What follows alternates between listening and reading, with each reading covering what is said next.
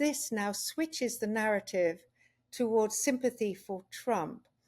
I mean, it would be difficult, it would be shocking for anybody to face 2 assassination attempts in 2 months.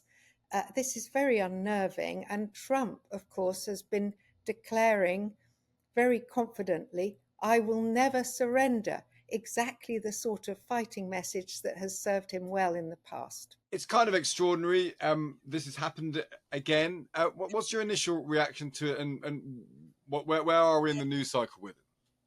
Yeah, well, my reaction, like that of many people, is one of horror that just 2 months after the last assassination attempt on Trump, there's another one.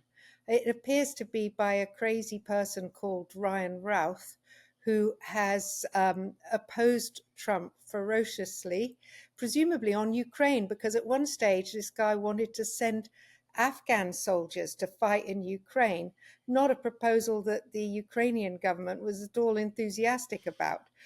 So it's a very bizarre situation. Lots of questions being asked about the Secret Service, although it was a Secret Serviceman who spotted Routh's rifle barrel peering through a fence on Trump's golf course. So we're learning a lot with each passing minute and hour. But of course, the shooter's motive, or the alleged shooter's motive, is not fully known. And the other big unknown, of course, is what impact this will have on the presidential race. That's such a good point. Let's get to that in a moment. It's very hard to unpick the politics of this, isn't it? Because this guy does appear to have been a Republican, so it's not a Democrat versus Republican thing.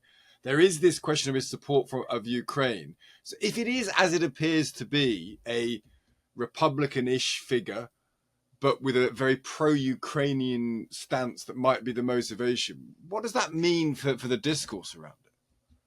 Well, he does seem to be very scrambled in his views. He seemed to support a Nikki Haley, Vivek Ramaswamy ticket, which is unusual in the first place in Republican circles. But there are other accounts that he's a registered Democrat, and his son has just spoken saying that his father, like everybody else, didn't like Trump.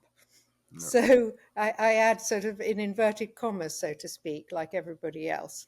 Yeah. So this is a very confused picture of presumably a very confused and unstable person.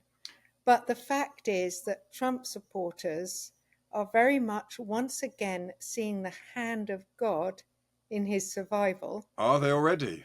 Already, and are describing it as a miracle that he has been saved again. And it could be of benefit to his campaign. Of course, it's too soon to tell. And how would that work? Because it did appear to have it's a much more dramatic thing what happened 2 months ago. The assassin's bullet hitting his ear, and this is on his golf course. He wasn't there when the shots were fired. It's not quite the same thing, but presumably there is a narrative that they will lean upon, which is there are people who don't want Trump to be elected, and it's part of the shadowy conspiracy that many Trump supporters see exists in America. I guess the argument would be that gives him something else, but I wonder, and you'll be able to know this better than me, so many people must already have made up their mind in this area already. I mean, is this really going to sway any uncertain voters? Well, it's really hard to say, but we do know that there was a Trump bump following the last assassination attempt, and things have been going Kamala Harris's way ever since the recent debate, where she really triumphed over Trump.